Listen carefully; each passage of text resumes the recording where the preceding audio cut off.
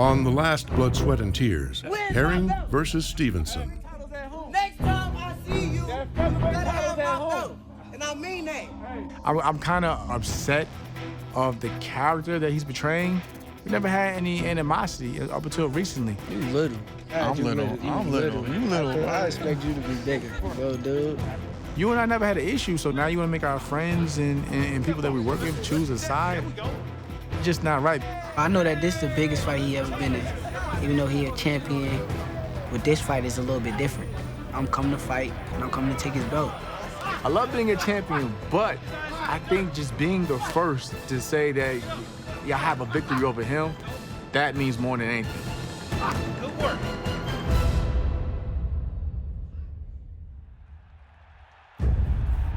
WBO Junior Lightweight Champion of the World. Perhaps in no other arena does the combination of expectation and what one has done lately collide so forcefully. For Shakur Stevenson, touted as boxing's next great, the one with the potential to eclipse even the best ever, mere championship victories and title defenses may not be enough, because exceeding expectation is the only way to climb. Shakur Stevenson wants to become the greatest of his generation. For Jamel Herring, the longest reigning title holder in his division, his last win left a lasting impact. Still the WBO Super-Featherweight Champion of the world. Yet in here, it's always the next win that defines a fighter. Don't be surprised when people start calling you a boring fighter. Because the crossroads of expectation and performance is where greatness can be found. And for two familiar foes, that means the time is now. This is Blood, Sweat, and Tears, Herring versus Stevenson.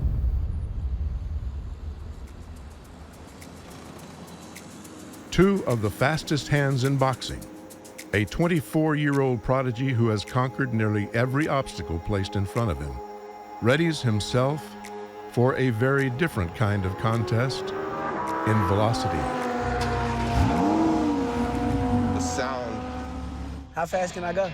We're gonna open it up, man. You're going all the way down to the green one, nice and tight. Keep turning. Now give it all the gas you want. All the gas I want. I definitely get all the gas. Up shit. Wait till it's straightened out, hit the gas. Stop this time. Got it.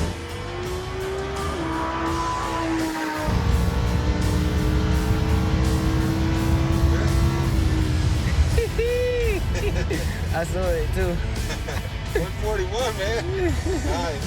And now we're on a cool down lap, so we're just gonna let the car kind of cool off. Great drive, man. That was awesome. For Shakur Stevenson, much has changed over the years as he's ascended boxing's ranks.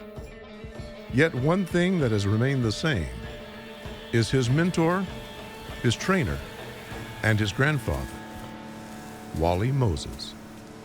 I just got tired of they nasty food, so I said I'm gonna cook me something that I like. Shakur doesn't eat red meat. These are beef ribs, so these are heavy on the stomach, so the trainers and coaches eat this. I grew up the old school way, blue collar way, going, getting the technical degrees and go ahead and working and raising your family. So now Shakur has the opportunity to go beyond that.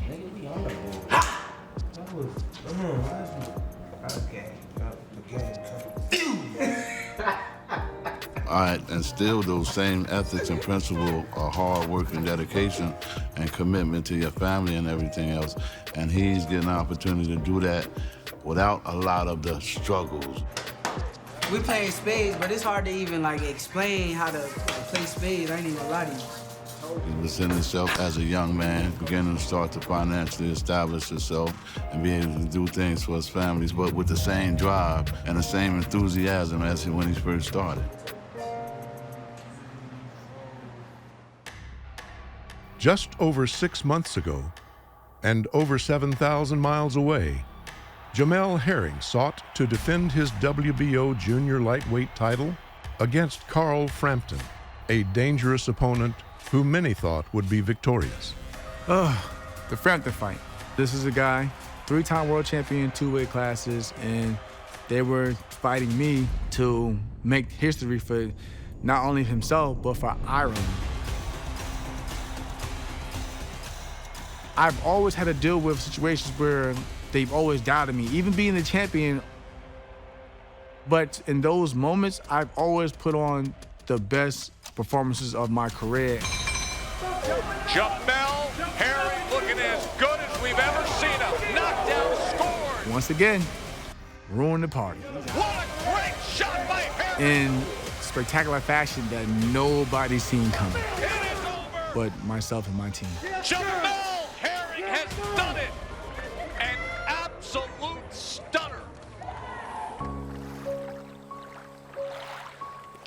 As fight night approaches, retired U.S. Marine Herring maintains his recent routine of relocating training camp from Nebraska to the rarefied air of Colorado.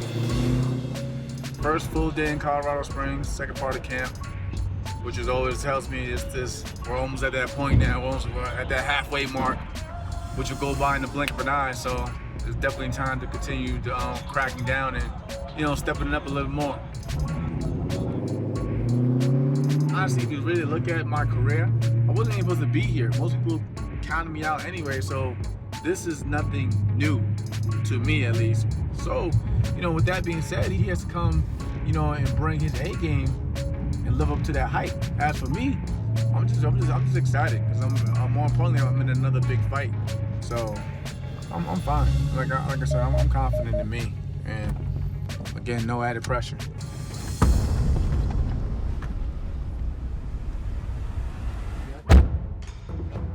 The benefits of training in Colorado go beyond mere altitude.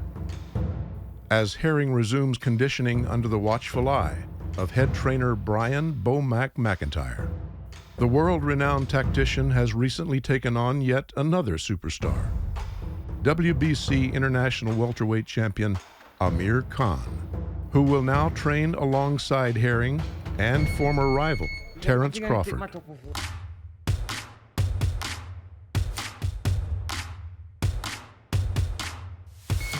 I decided to join the team with Bo-Mac here. Obviously, Crawford, we've worked together, we fought against each other. Stop. But with Bo-Mac studying my style, I thought it'd be the best idea for me to join the camp as well because he knows me inside out. Like as soon as I walk through those doors, they know everyone can't be a Bud Crawford.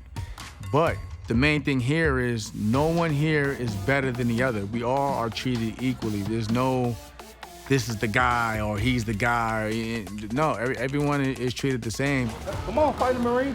Up and down.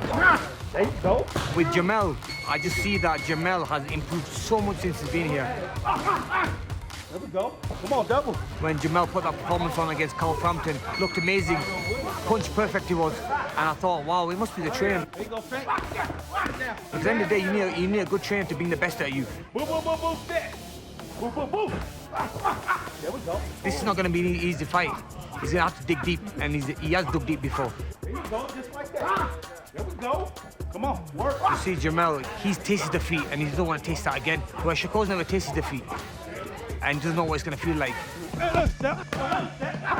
And I believe handing him his first loss will definitely, bring that ego down a few notches. You're the fighter Marine. But taking that O is actually what motivates me. And still the champion. Good work. While training camp may take place in Las Vegas on the weekdays, on the weekends, Houston remains home for rising boxing superstar Shakur Stevenson. And he's not the only star of the household. Love me, show me that you want me, show me that you down for. Never leave me lonely. I Show me we can get it. I love when you all on me. When I made the song You Got Me, Shakur definitely was in my mind when I was making it. I felt like it was just something that all girls could really relate to, you know, if they got that one person. So, you know, he definitely was an inspiration for that. With Lyric, I feel like her mentality attracted me. When I first got to meet her, I did not know nothing about her. Like, I did not know who she was. She was on a TV show. She was on the Rap Game, I guess. I knew he was a boxer, but I didn't know his real status. I didn't know that he was like super big the way he is at the time. So then when I got to meet her, I'm thinking like she gonna come out like to be a bougie person, but she was like real down to earth and like real cool. I love that he's like a family man. He's really humble, down to earth. That's what I love, because it's not too many people that's in the industry that's like that. So I appreciate that, and that's what keeps us grounded. So that's what I like. From there on, just wanted to keep getting to know her more and more, and now we're here.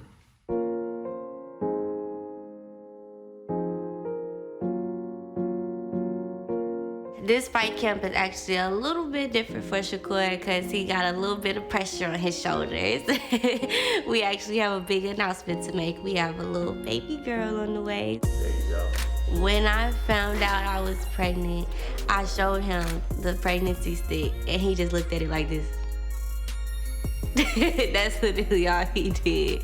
But he was happy. He said that he was excited. Then you gonna do something with your hands cupped under hers down there? I think Shakur is gonna be a really great dad. Look at each other. So I feel like his first child, like he's just gonna treat them like a diamond, literally, and I feel like he's just gonna be great. I'm getting ready for a fight. And a baby. She right. My first time having a baby. We both gonna be clueless, but we got a good family to help us and help us understand what to do, how to do it. And I am kind of scared, but at the end of the day, I feel like I'm gonna be a great father. I feel like I'm gonna be one of the best fathers ever. I can't wait.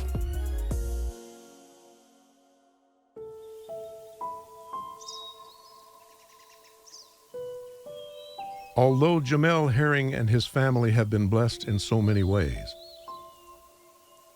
he also suffered the greatest tragedy that can befall any parent. Back in 2009, I lost a child, my daughter Ariana, to SIDS. She was only 2 months. She was only 2 months old.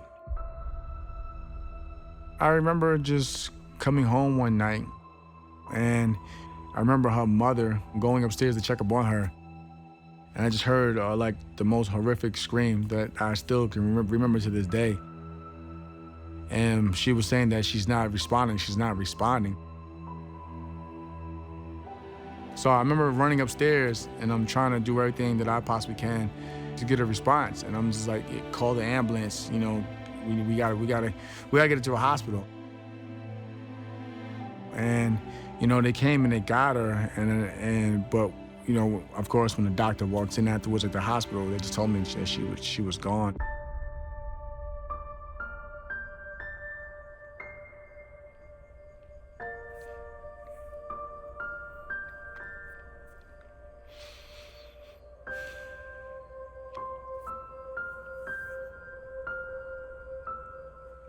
At that point in time, that's when I really wanted just to give up on everything, including boxing.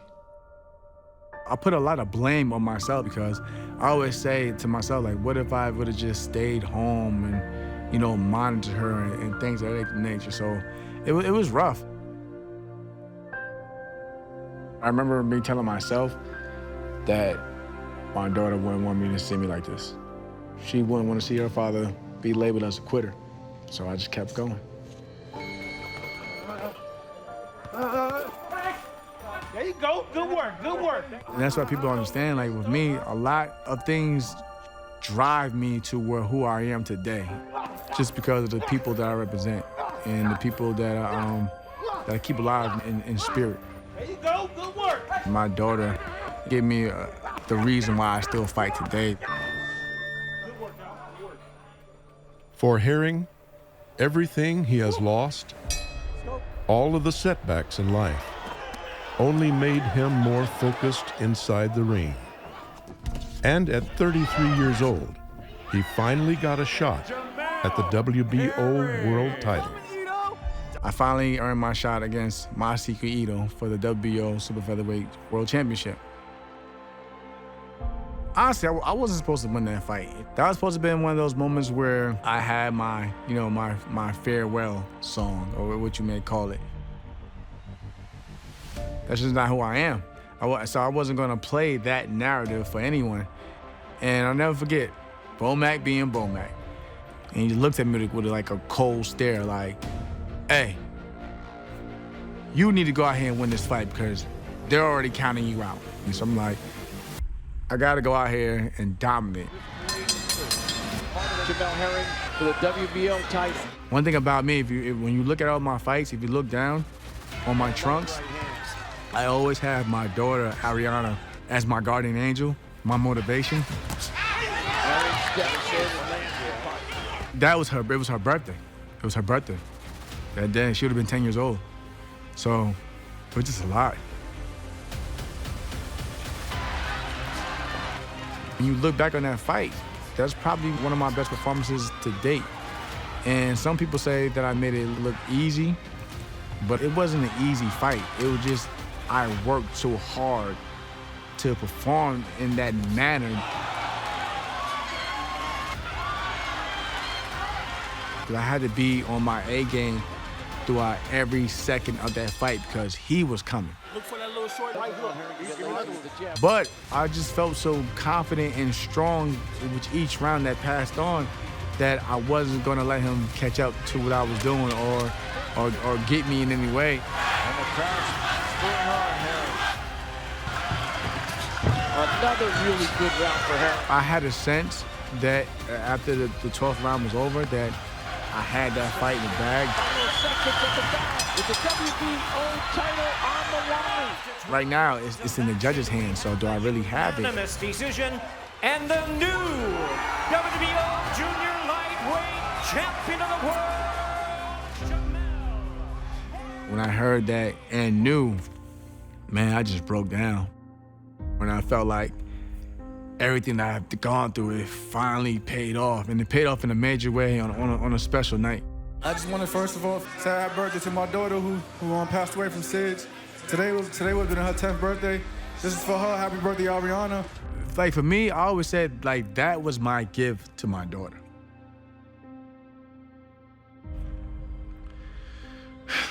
It was a lot, but it was worth it. It was worth it.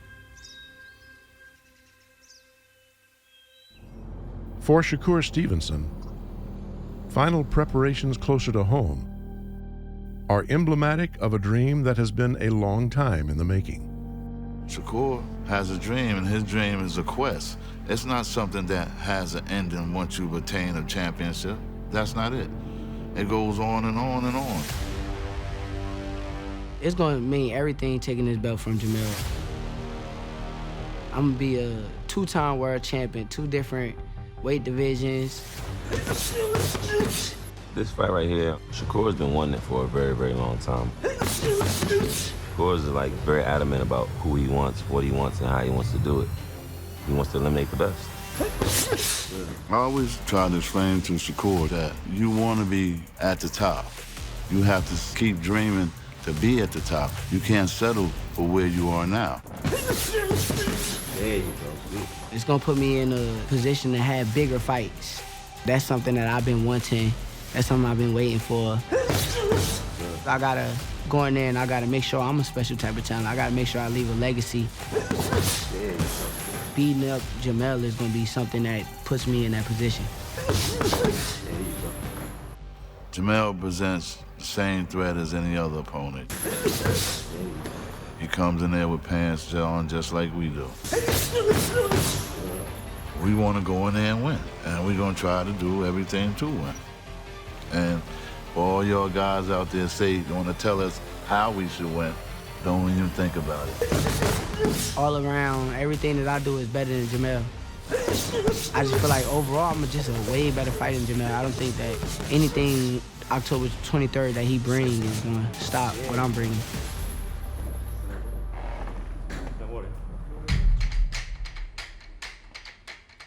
In spite of the heated rhetoric lingering in the air, the building animosity finds Jamel Herring and his camp seemingly unfazed. I've been in this same position many, many times before, and I used it as motivation. Shakur's a great boxer, you know. I will hand in knife. He can walk towards you, he can walk you down, he can box you, he can move. But Jamel is about the same way. Go with your bag at its highest point. Go with it, go with it. I think I'm confident because I feel like I've been through every type of fight you can place me in. I've done with the guy the likes of the pressure fighters, the brawlers, the boxers, the counter punchers. So I have a lot of wealth of experience and knowledge within the ring. There you go. One more. More importantly, I have one of the best teams in boxing. There we go. Since I made the transaction with my team, they never let me down. They never had a setback, and that's why I'm confident. If you look at it now, the landscape, I'm actually the longest reigning world champion in the division, but yet I still keep getting doubted. But here I am. I'm still champion. You do your job. You slack on your job right now. There we go. Stay with him. Stay with him. Stay with him. I don't care what anyone's gonna say. I enjoy ruining the party. There we go. I need this stick down. Oh! I knew we was gonna get him out of there. I knew we was gonna get him out of there. Watch. Watch. Watch. When the bell rings, much of what comes before rarely matters. It will no longer be a question of friend or foe, words exchanged, or proximity of training camps gone by. Instead, all that will remain is the here and now. For boxing's next great hope, the idea of someday becoming the best ever will hinge on one shot at a time. For an American hero and the reigning champion, all of his accomplishments will remain frozen as he seeks to hold on to his belt in a title fight of seismic proportions, where destinies will collide. Atlanta, my belt.